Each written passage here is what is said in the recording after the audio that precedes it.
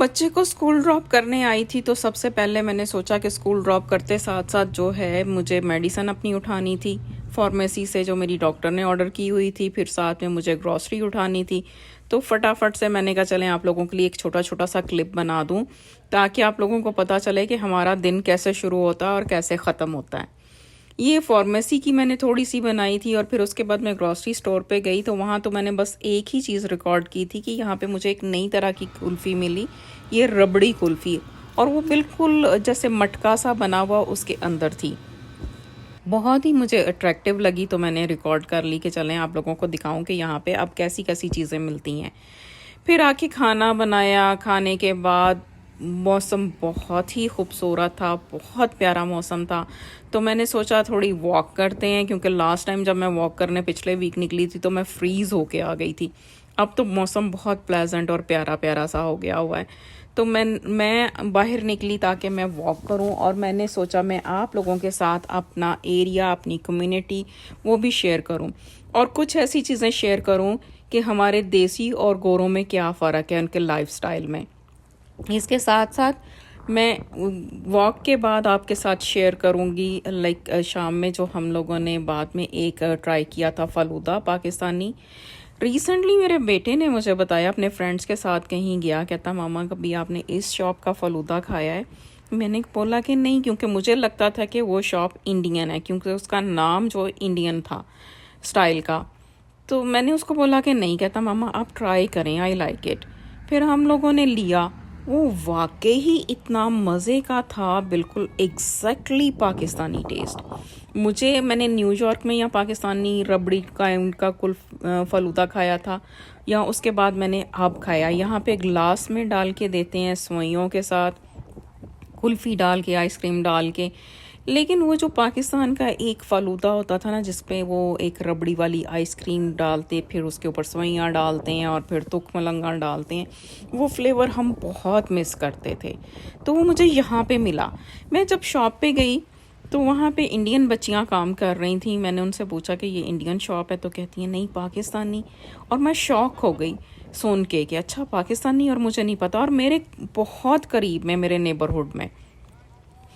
फिर मैंने जब उसको टेस्ट किया तो मुझे वो टेस्ट एग्जैक्टली पाकिस्तान का टेस्ट मिला। वहाँ पे मैंने देखा वो जैसे हमारे पाकिस्तान में अंडा बर्गर्स होते हैं वो थे, गोलगप्पे, चाट, स्नैक्स, आप कह सकते हैं काइंड ऑफ स्नैक की शॉप थी, लेकिन रैप्स थे, सैंडविचेस थे। और वो चीज़ें मुझे बहुत ही पाकिस्तानी लाइक टिपिकल जो है ना उसका कलर और टेस्ट लगा। ये देखें कितनी खूबसूरत हवाएं चल रही हैं और फ्लावर्स हैं। ये फ्लावर्स बस यहाँ पे चंद दिन के मेहमान होते हैं। ये जैसे ही ब्लूम करते हैं 1 वीक लगता है ये गिर के ख़त्म हो जाते हैं। और जब ये थोड़ा सा वेदर जब वार्म होना शुरू होता है तभी आते हैं, और बस चंद दिन के बाद ये ख़त्म हो जाते हैं और पत्ता रह जाता है। साथ साथ मैं वॉक कर रही थी तो बच्चे खेल रहे थे फुटबॉल। यहाँ पे जैसे कम्युनिटी सेंटर में आप जाके ज्वाइन करें टीम्स के साथ तो आपको वो फुटबॉल खेलना सिखाते हैं, टीच करते हैं। स्विमिंग भी होती है और बहुत सारी एक्टिविटीज़ समर में यहाँ पे बच्चों की चलती हैं, जो कि आपको कम्युनिटी सेंटर में जाके मिलती है, जिसके बहुत कम जो फीस होती है आप उसको जाके ज्वाइन कर सकते हैं। इसके साथ साथ मैंने सोचा मैं आप लोगों के साथ पाकिस्तानी या कह लें या देसी कह लें, देसी लिविंग स्टाइल और गोरा लिविंग स्टाइल, लाइफ स्टाइल जो है वो भी आपके साथ शेयर करती हूँ कि कितना डिफरेंस होता है इन दोनों कम्युनिटीज़ में। गोरा जो है वो बहुत एक्टिव होता है, घर से निकलने वाला, जैसे ये देखें बच्चे खेलेंगे करेंगे। देसी का बच्चा बहुत कम होता है। हाँ, चाइनीज़ भी बहुत अपने बच्चों पे मेहनत करते हैं, बहुत जो ना वो हमारी तरह से घर बनाने वाले होते हैं। बहुत बच्चों की टेक केयर करते हैं, उनको लेके जाते हैं डिफरेंट जगहों पे, और फैमिली मेकिंग टाइप वो पीपल होते हैं। बिल्कुल आप कह सकते हैं कि उनका जो स्टाइल है ना हमारे देसी स्टाइल के साथ मिलता जुलता है, लेकिन देसियों की तरह से लेज़ी नहीं है, बहुत एक्टिव हैं, बहुत मेहनती हैं। इसके साथ साथ इंडियंस भी बहुत मेहनती हैं, स्पेशली जो सरदार लोग बहुत हार्ड वर्कर हैं। मैं जब यहाँ जैसे कॉलेज में जाती थी तो मुझे याद है कि मेरे साथ एक फ़िलिपिनो स्टूडेंट थी, उसका एक बच्चा था, वो सारी रात किसी होटल में जॉब करती थी क्लीनिंग की, और वो दिन में कॉलेज ज्वाइन करती थी। और वो बताती थी कि वो सिर्फ रात को, यानी 24 घंटे में वो 3 घंटे जो है वो स्लीप लेती है मैक्सिमम, 2 से 3 घंटे। और इतनी हार्ड वर्क करती थी वो, इतना हार्ड वर्क कि हम लोग हैरान होते थे कि कैसे इनके पास इतनी एनर्जी है।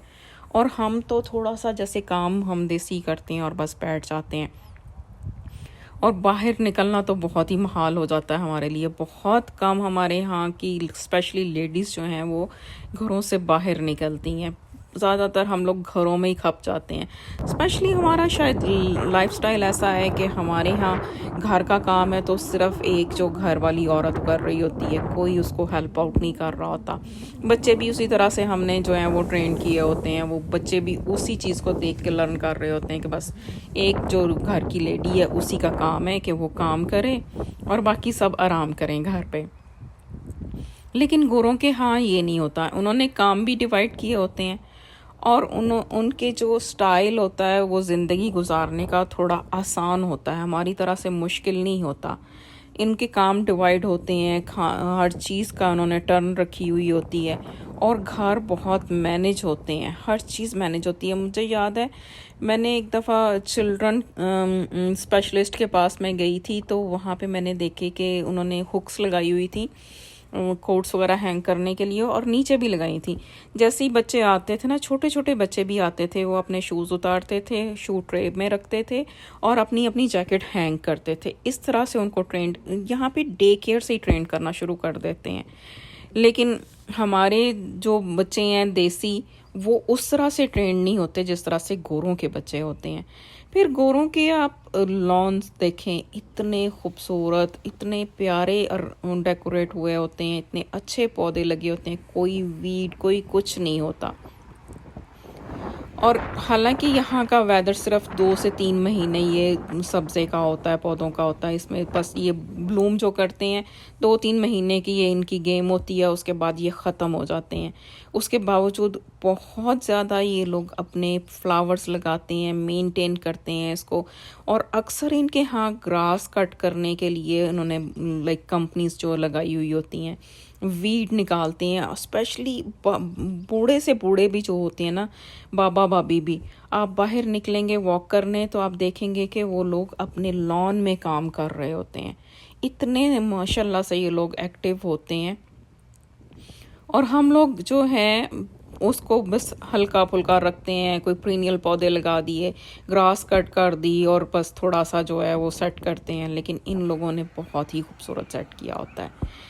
और मैं ख़ुद भी प्रेफरेंस देती हूँ कि मैं पीरियड पौधे ला के लगाऊँ, ताकि मुझे नेक्स्ट ईयर उसका वर्क ना करना पड़े, क्योंकि ये डिग करना भी बहुत मुश्किल होता है। फिर यहाँ पे बारिशें इतनी होती हैं कि वीड आ जाता है उसके ऊपर, बहुत ज़्यादा जो है ना वीड होता है, वो भी आपको बहुत कंट्रोल करना पड़ता है। वीड कंट्रोल के आपको जो मेडिसिन्स डालनी पड़ती हैं, या आपको कंपनीज बुलानी पड़ती हैं कि वो आपका जो है उसको कंट्रोल करके दें। बहुत ज़्यादा मसला होता है। मेरे तो इतना आसपास वीड हो गया था, मैंने आपको जैसे बताना कि देसी तो बहुत कम करता है, तो मेरे अराउंड काफ़ी देसी घर थे, तो वो लोग घरों में इतना नहीं काम करते थे अपना लॉन्स के अंदर। तो वीड इस किस्म का ये होता है कि आपका जैसे उड़ के बीज आ गया तो वो आपके घर भी आ जाता था।